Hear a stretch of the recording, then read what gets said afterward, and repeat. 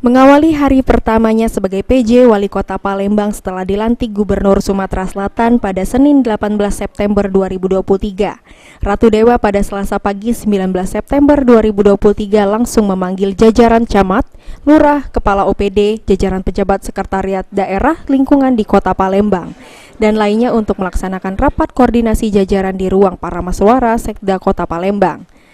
PJ Wali Kota Palembang Ratu Dewa mengatakan, rapat ini dilakukan guna menyamakan persepsi dalam konsolidasi internal. Dalam rapat ini, para pejabat diberi waktu 15 hari untuk memetakan permasalahan yang ada di lapangan dari tiap bidang.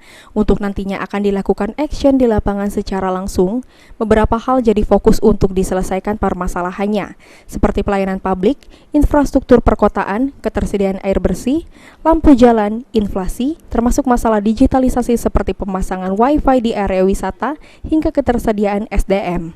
Jika nanti masih terdapat hal yang tidak sesuai kriteria, pejabat bersangkutan akan langsung ditindak.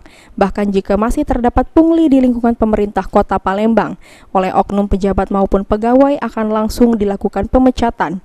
Mengingat dari sisi kesejahteraan sudah dinilai cukup dan pungli jelas merugikan. Saya tidak ingin ada pungli lagi. Saya tidak ingin ada pengaduan yang cukup banyak masalah lampu jalan. Benar-benar dipetakan kekurangan lampu jalan di mana, titiknya di mana, harus real dan konkret. Camat, lurah sebagai ujung tombak harus turun ke lapangan.